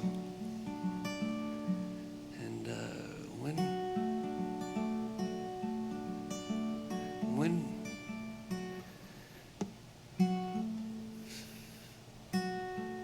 when my voice fades to a sigh, when my well of songs runs dry, I'll just whisper the same old rhymes, the ones you've heard a million times. When I said I do, I did, darling, I still do. I should lay off the Johnny Walker whiskey, but I ain't laying off you, 'cause I don't want to live without you. I don't want to live without you. There you go. Still a little rough. Brandon Hudgeons. Well, yeah, you don't have to feel self-conscious at all or anything like that. Like this is what we're here for, is to workshop songs out, you know. So like it's a new song, I get it, man, you know. Yeah. So the first time you came up here, you sang a song, Rock Bottom Church. Did you just release it, or you're about to release it? It'll be my first release in August, so it's all right. What August? August 21st. It'll be Awesome. released. August 21st. Give it up for that. Yeah, he's releasing his first song. Thank you. I saw you. Oh, you were hanging down at Kerrville, weren't you? I was. I got to see Caitlin perform as a finalist and then as a winner Yeah. at Kerrville, which was fantastic. And this song, so I'm in a song club where I have to write a song a week. And if you don't write a song, you're out of the club. And so I was in Kerrville for 2 weeks, and I had to write 2 songs. That was one of them that I wrote at Kerrville, and that was song number 100. So I've written at least 1 song a week for 100 weeks now. Wow, that's pretty incredible. Yeah, give it up for that. Yeah, man, there was some really great stuff in there. Obviously, getting it in your memory and getting the muscle memory of the thing you're doing there. But you've got like a great folk disposition and great finger picking. Like your instincts are great. It's just sort of like the repetitive nature, like you said, it's a brand new song, so just like confer it to memory, and I think you really got something there. Thank you. I love the sentiment of I don't need you, but I want you. That's a good one. Yeah, I like the different kind of love song like that. Yeah, I'm going to disagree with Allie here. I actually thought the third line of those verses kind of undercut the impact. I felt like you could slide. There was a lot of cleverness in that song. It had a very John Prine kind of playfulness, and I love that. And I feel like you could have had more playful lines in place of that repetitive line that, in my opinion, I like the sentiment. I agree with that. I like that sentiment of that tension of being able to but not wanting to. But to me, it undercut like the sweetness of the song and robbed you of opportunities to add more like good writing, which you had. I loved the through line from the first verse to the last verse about the Johnny Walker and like I should drink less and I should lay off it, but I'm not going to lay off you. Like that felt like the sentiment of the song to me that I wanted to see more. I did and I do. I liked that a lot. And on a performative level, yeah, I think just keep going. Like just pedal on the one chord if you're getting lost. Like just on a performative level, I can't remember anything ever. I forget. I have songs I've sung 1,000 times and I have maybe a 92% chance of singing them correctly. But just keeping going. Audiences will forgive a ton. But if you keep going, it's more endearing than if you stop to collect yourself. So right. I know it's hard and not a critique. Just it's something to really. I think we all strive to figure out how to recover from forgetting something. So great work, though. I really liked the song. Yeah, man. I feel like you're one of those songwriters we're gonna be allowed to watch develop here on the stage, and you've got it's all already there, and so please come back. Please keep coming back, and congratulations on the new single. Thank you.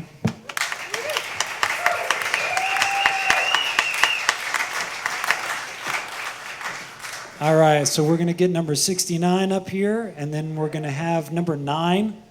Number 9, get ready. You're going to be next. All right. We know this guy. I'm back. He's back. Say your name for everybody. My name's Nathan Stevens. I play in a band called Micajah. Micajah, gotcha. And what's the song you're going to play for us? Well, I originally was going to do a song about the solstice because it's on the solstice, but then I got the number 69. So here we go.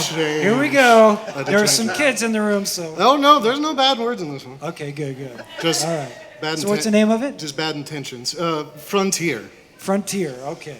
Take it away.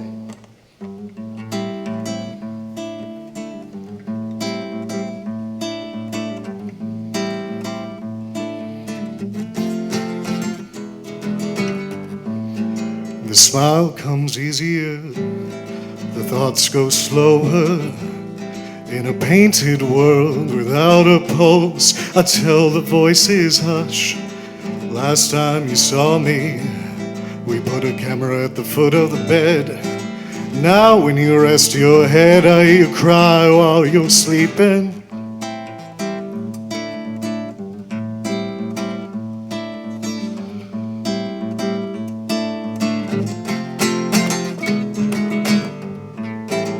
This is no frontier, you shake from more than fear. Claiming the periphery, you come to find clarity. This is no frontier, You shake from more than fear, claiming the periphery, you come to find clarity.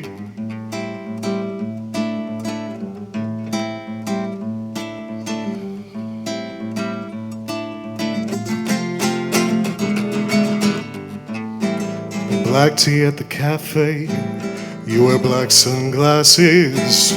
Provide a secret service, the hotel's just a block away. You don't want to see my face, just a head between your thighs. Wedding lingerie and lace, am I kindling or the fire?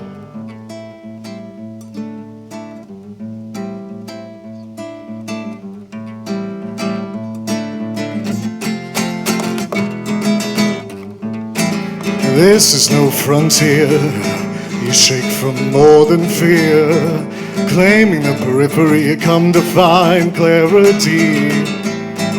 This is no frontier, you shake from more than fear, claiming the periphery, you come to find clarity.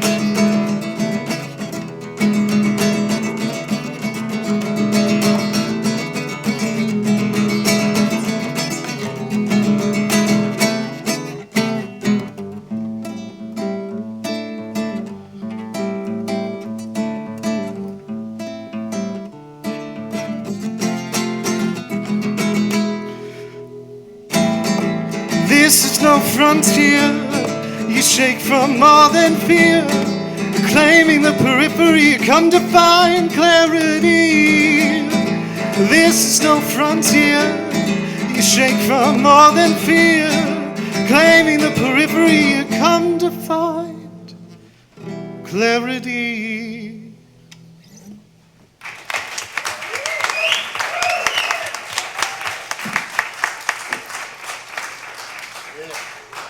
Nathan, so this is one of the reasons that I'm glad that we're taping this, because this happened the last time you played. I mean, I caught some of it.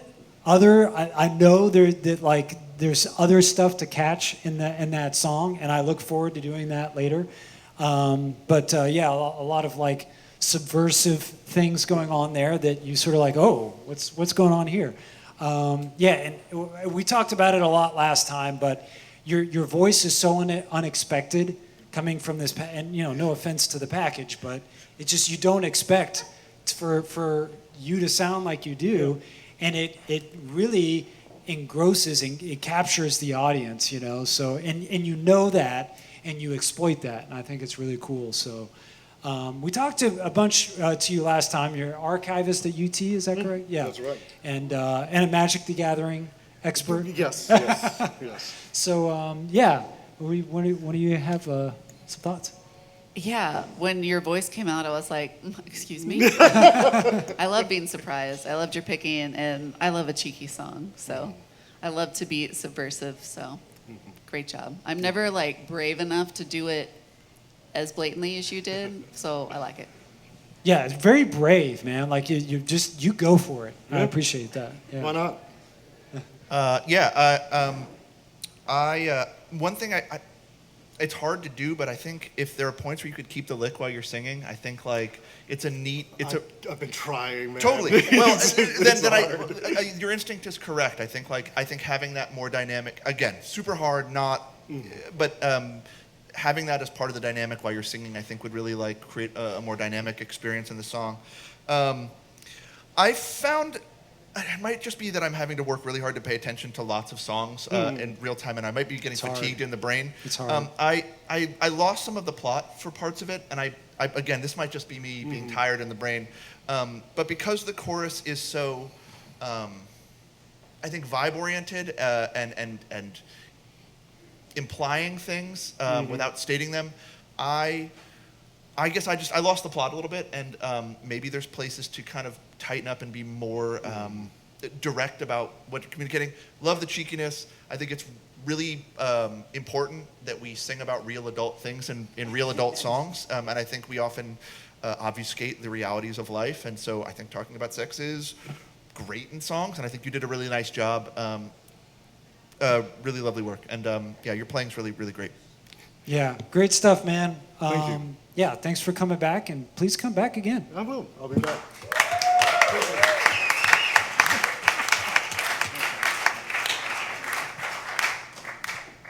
Okay, so we're getting where we got to watch the clock a little bit here, but we'll try to get as many people up as we can. I had a lot of signups today. Number 48, get on deck. All right, and we've got, we know this guy. What's your name, sir? State it for the rest. Tyler Richards. Tyler Richards. And what's the song you're going to play for us? It's called Undertow. Undertow. All right, take it away.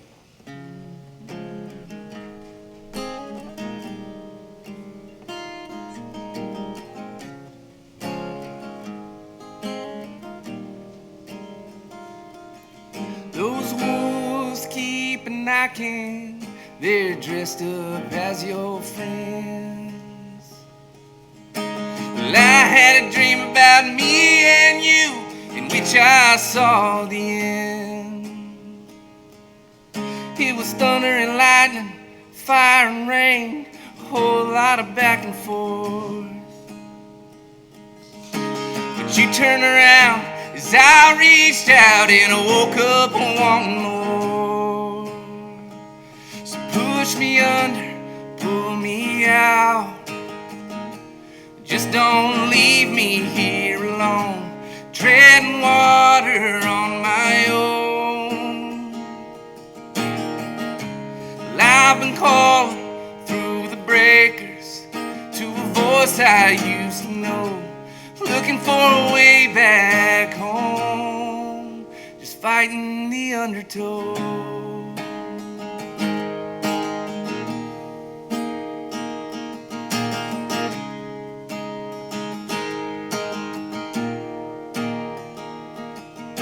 Skin glued to these sheets like a grade school paper mache. I couldn't tell you where I am, much less the time of day. Been bouncing around inside my head, I think I've done my time. But I'm too scared to leave, it's the only place left where I still call her mine. So push me under, pull me out.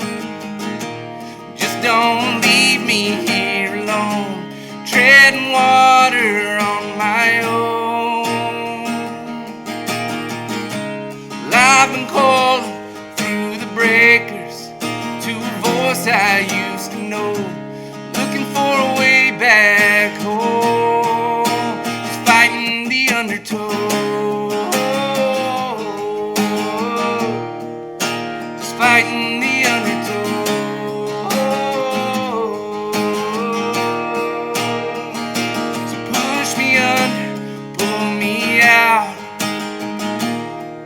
Don't leave me here alone, treading water on my own. Well, I've been calling through the breakers to a voice I used to know, looking for a way back home, just fighting the undertow. Just fighting the undertow.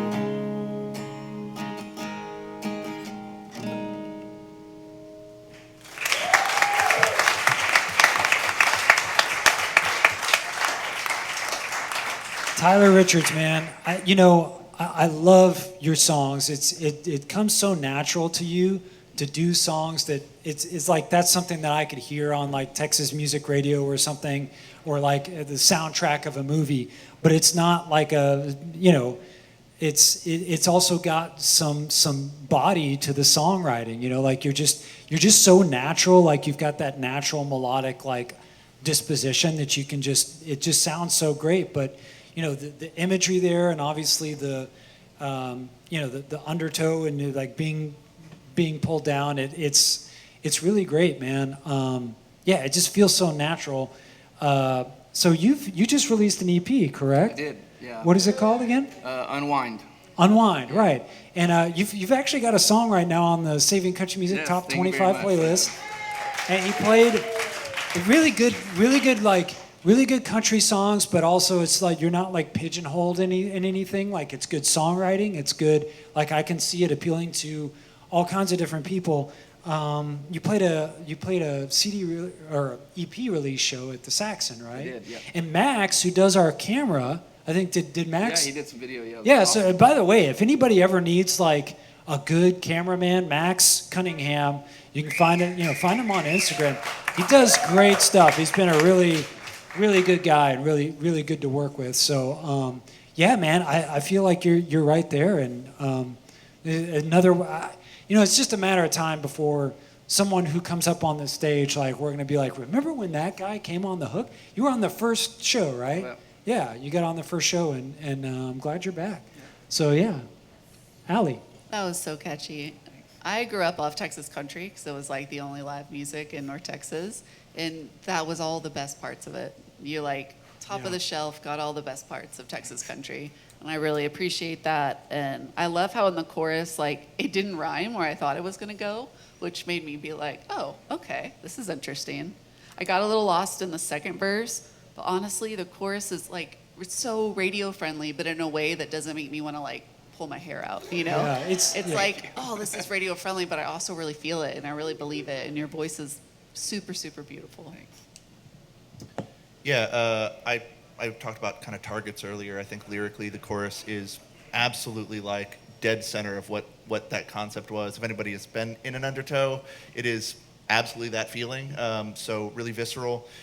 I want the music to be more chorusy for the chorus. I feel like it's a little subdued, and I feel like it feels a little versy in parts musically. But again, really great chorus, great writing.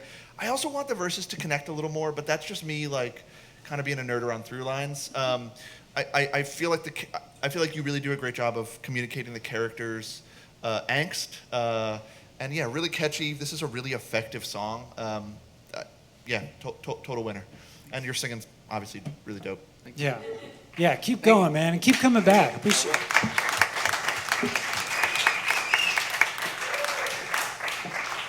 All right, so I'm going to call another name. I don't know that we're going to be able to get anyone else up, but we're going to try. Number 84, why don't you get on deck? And we're going to get number 48 up right now. Silas, have I ever told you how much I hate bass players? Like, I just can't stand them anymore. Oh, wait a second. Ruby Dice. We're pretty basic. Goodness, I feel like we're being graced by Austin. Aren't you the Chronicle bass player of the year or something like that? Yeah. Give it up for that. And here she is on the hook. Awesome. What song are you going to play for us? You know what? You mentioned Matt Tedder earlier, and I finally talked him into writing a song with me. So. Oh, really? Okay. It's Father's Day, so we might as well play a song about the moms. Okay, perfect. Take it away. What's it called? I'm sorry. Oh, you know what? I think I'm going to call it Till the Company Comes. Till the Company Comes. All right, take it away.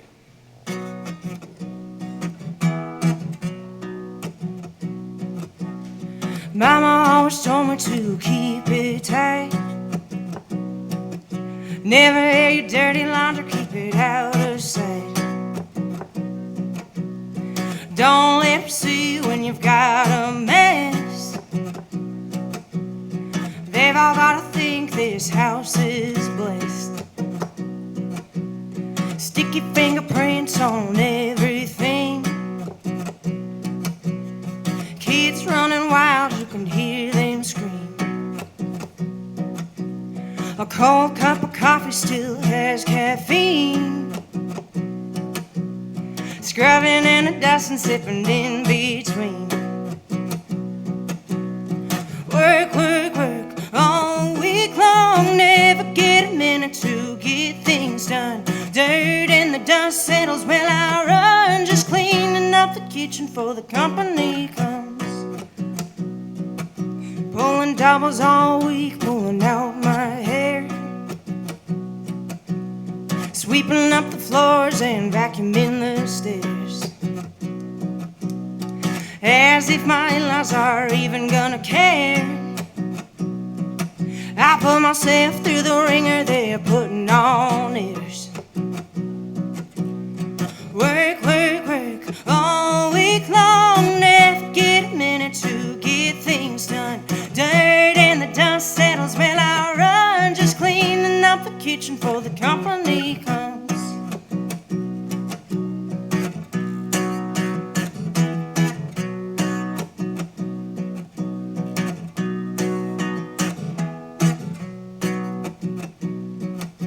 No matter what I do, someone's bound to complain. You think I win a thanks after playing this game, but the long haul's really what I'm in it for.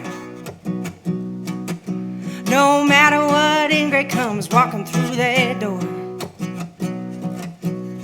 Work, work, work all week long, never get a minute to get things done. Dirt and the dust settles, well I run, just cleaning up the kitchen for the company comes.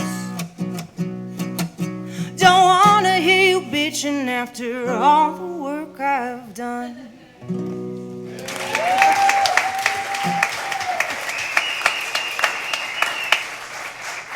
I love it. Song about mothers on Father's Day. That resonates with us. I was a product of a single mother. So was Silas. We've had this discussion before, but yeah, man, give it up for mothers. Give it up for fathers. Give it up for like active parents who are there and like in their kids' lives, and they do so much. And the thing is like, you know, if you're a single mother, you're also the father, right? Yeah. And so, yeah. So you're about to release a new album, aren't you? I am, yeah. I'm August 28th. It's going to be coming out. We're doing a little release show the August 29th at the 04 Center, but it's a big collaboration album. I had this idea that I wanted to document and make an album with as many artists as I could in town, and kind of film what the scene is right now. So I'm going to be putting out a documentary along with that album, just kind of trying to capture what's so special about Austin. So. That sounds awesome. Yeah. And what are some of the people that are appearing in that with you? Shiny Ribs. We've got Jordan Matthew Young, my buddy Nakia, Susanna Chaffel. There's Sean McCarg from the Ransom Brothers. There's a whole bunch of people. I'm sure I'm forgetting a whole bunch of people. Calloway, Rich, my guitar player, he's in there a bunch and helped write a bunch of the songs. So. Gotcha. Awesome. Well, by the way, Matt, if you want to get ready, because we're going to run out of time, but Allie, what did you think about? I love alliteration in songs, so cold cup of coffee, work all week long, the dirt and the dust. I love that. And I feel like the best country songs are about the most mundane shit. And like, that was a perfect example of that. Thank you. Yeah, great song. Through Line was awesome. Maybe a bridge. I don't know. It's a really great song. I feel like it's really. If there was a point where it diverged a little bit from that feel, it would be really, I think, maybe nice. But whatever, great song. Yeah, the sticky fingers, cold cup of coffee still has caffeine. I loved that line. The cold cup of coffee still has caffeine. Like, it's like the idea that like even something that feels like it has less utility still gets the job done. The last line, like, don't bitch, like that, you know, like that was wonderful. I've actually been thinking about a new holiday I want to invent called Bastards Day for people like us. And like, so you buy someone like one ticket to a baseball game, or like that thing where the baseball gets thrown back to you, so you don't. Anyways, but that's a side point. Great song, really lovely performance too. Your singing's really evocative and dynamic. So great work. Yeah, and you're about to go on tour, right? Yeah. I'm from Colorado, little place called Gunnison originally, and very little. Gunnison, yeah. Sunny Gunny. Yeah, I go do that home state tour every year, and then we'll be over in Nashville, Knoxville, all the vills. Yeah. Well, I feel like you're, I don't know, like a leader in the Austin music scene. It makes sense that you're putting out this record and this documentary. Like, I just want to say for everybody, like, thank you for being like a strong woman, a strong bass player, and like, advocating for Austin music and taking it to the rest of the world. So thanks for coming to The Hook, and I hope you come back. Thank you for having me.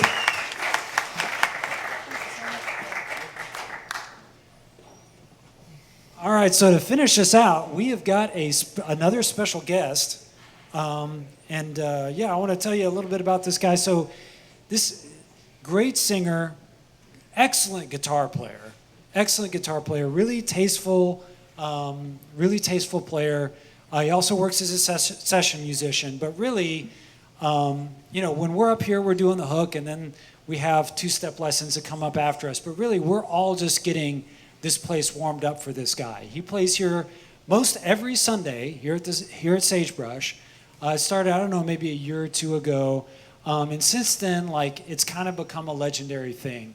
There's people, I get people that ask me all the time, hey, I'm coming to Austin. What should I do? Where should I go? And one of the things I tell them, I'm like, well, if you're here for Sunday night, well, come to the hook. But if you can't come to the hook, then you definitely have to come here Sunday night and learn how to two-step dance with the great two-step instructors that are coming up right after us. And then stick around and listen to this guy. So would you please, and I got to say this, he just wrote a song, he just released a song called West is Halfway Home with this guy. He just released a song with Silas Lowe as a co-writer on it. Would you please welcome to the Sagebrush stage, his Sagebrush stage here on Sundays, Matt the Tedder Shredder, or Matt the Shredder Shredder. All right. Howdy, y'all. What a cool thing. Thanks for putting this together, Trigger. Thanks for being here, man. All right, well, I'm going to play our song, Silas, and watch y'all shred it to pieces.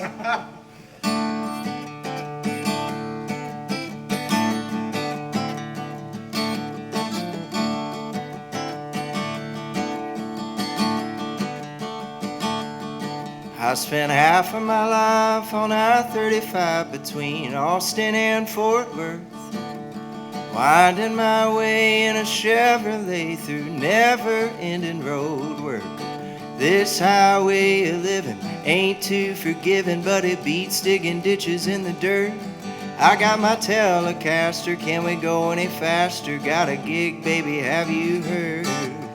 I know this road like the heavens know, the Lord they carry. Damn my soul, this rolling's got me mighty weary. West is halfway home.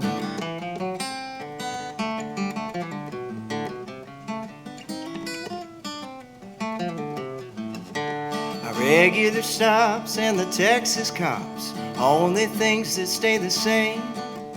Four on the floor playing for the door, they ain't gonna remember my name. Two-step shuffle, overnight duffel, breaking hearts, car parts and strings. Drinks on the house, bells of the South, honey, don't I know your name? I know this road like the heavens know, the Lord they carry. Damn my soul, this rolling's got me mighty weary. West is halfway home.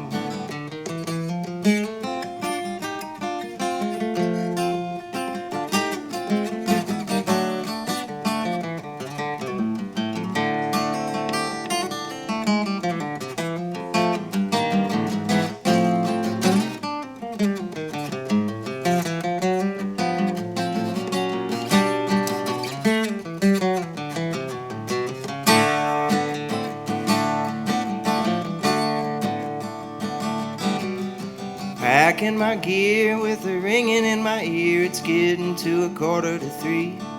I got half a tank of gas that'll probably last to get me where I need to be.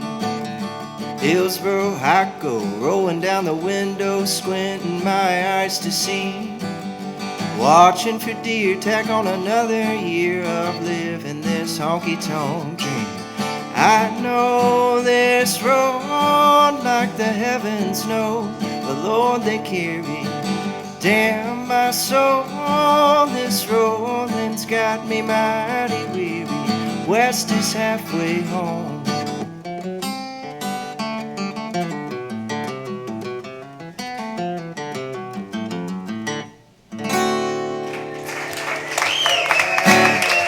Thank you. Matt the Shredder Tedder, ladies and gentlemen. Stick around. We got two-step lessons, and he's playing at 7 o'clock here and most every Sunday at Sagebrush. Thank you, everybody, for coming out. Thanks to Sagebrush and Chase and Wayne, Dennis O'Donnell, Marshall McCone, Max and Victor on the camera setup, Winston on sound.